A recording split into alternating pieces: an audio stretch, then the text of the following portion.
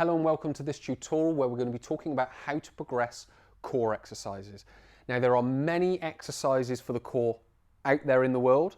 Now I'm not going to be able to cover all of those in this tutorial, but what I am going to be able to help you with is start giving you skills that are transferable that you can start applying to the exercises that you're doing. So some of the things that you want to be thinking about are, first of all, keeping it simple and then progressing up to make it harder. So you're not coming in too hard. You want to make it nice and simple to start with and then progress up too hard. So how we're going to do that is I'm going to be using the plank as the example. And I'm just going to start by doing just intervals in the plank. I'll explain why I'm using intervals in the plank as well when I get there. Then I'm going to start lifting a limb. So it could be, or it's going to be an arm, but it could be a leg as well, depending on the exercise you're doing. And then I'm going to start introducing different weights to it. If we are talking about the plank in its most basic form, everyone knows that we come down into a plank and that we hold like so. We have the arms parallel, we have a straight line from shoulder, hips down to the ankles. We hold the tummy tight, and that's the position that we want to be in. Now, why I'm talking about doing it in an interval or as an interval is because if we just hold a plank for a minute, a lot of the tissues are going to become fatigued, sore, and that could promote lower back pain. So if you experience lower back pain during a plank, this is the place to start. Get away from 30-second planks, minute planks, 2-minute planks, whatever it might be, because you're fatiguing your tissues too much. And what we're going to do is we're going to do 10-second intervals with a 5-second break. So what we would do is we would come into the position and we would hold. Now we would hold this for the 10 seconds, and then we would drop down onto the knees. Everything would relax, and then we come back in. Hold for 10, and then we would relax. And then we would do it a third time. And that would effectively be our 30-second plank, but split into 3 10-second chunks. Now what that's doing is during that little 5-second break, you're just giving your muscles a very quick chance just to start removing some of the metabolic waste that builds up in them. And then you go back into the plank, and your muscles can squeeze on. So what you might find is that in a 30-second plank, you're starting to fatigue and it might start to hurt in your lower back. But as you break it up into 3 different chunks, and because your body is able to remove some of that waste product during those 5 seconds, is that you can complete the 30 seconds, but you've just got 2 little breaks in between. So your muscles then can complete a 30-second plank just with the 2 breaks. So you start to then override the problems in the back. Now when you start to get up to, you might start at 2 intervals. You then move up to 3, 4 and possibly 5. When you get to that point, don't worry about progressing any further because you're not really getting the gains that you could possibly get. What we want to focus on now is start taking it into a new direction. So what we're going to start doing is lifting a limb. So we're going to come into the plank and we're going to hold here. What I'm then going to do is I'm going to lift an arm and pop it back down. I'm then going to lift an arm the other way and pop it back down. I can do the same with the leg. So I might come in this position and just move a leg out to the side, move a leg out to the side and relax.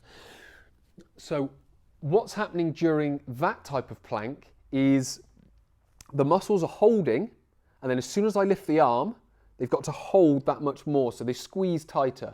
Then as I put the arm down, they relax, don't fully relax, but they relax a little bit more, and then they squeeze when I lift again. Relax, squeeze, relax, squeeze. So what's starting to happen is your tummy's starting to get used to contracting and pulling even tighter to build that core strength, and then release, and then build, and then release, and then build. And it's exactly the same with the leg. So if it's a side plank, you might lift a leg up. If it's the plank, you can lift arm or leg. So it's very much down to you now to think, what the exercises am I doing and how can I start progressing them? Because the third one is we're going to start introducing a weight into the exercise. So I'm going to use a kettlebell. And what I'm going to do, so I'm going to lay that down on its side, and then I'm then going to go into my, now it's going to be a hand plank, so I'm still going into a plank. But what I'm doing now, I'm going narrow hands, wide feet, and I'm pulling across. And I'm pulling across. And I'm pulling across. So again, I've got the arm raise and I'm starting to move a weight. And because the weight is 8 kilos or 12 kilos or 16 kilos or whatever the weight might be, what's starting to happen is you're now starting to contract even more muscles because you've now got to move a weight. All the way through, all three parts of that, I'm keeping my hips nice and centered. So what's not happening is in this position, I'm not shifting to one side to do it. I'm not rotating to do it. I'm keeping my hips still all the way through. So a nice easy way of progressing through each of these stages of the plank is come up to a 30-second plank using the interval, so 3 lots. If you want to go to 4, go to 4, that's good. Then you go into the arm raise, but you only move on from the arm raise when you're solid, like so.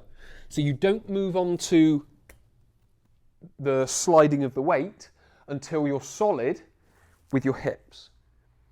Once you get solid with your hips, you would then move on, same thing, narrow arms, wide legs, and start sliding the weight across.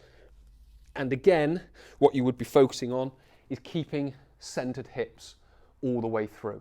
So hopefully that's given you a better idea of how to progress the plank. To summarize this video and to give you some quick takeaway points, when we're progressing core exercises, we need to do it in a logical way. I've used the plank, I've started with intervals, I've built myself up strong. Once I can do 3 to 4 intervals with a solid core, if I had back pain to start with and I now don't get back pain during that 40 seconds, I'm now ready to move on to the plank with the arm raise. So I would move on to the plank with the arm raise. When I go on to that, I really want to focus on keeping my hips centered.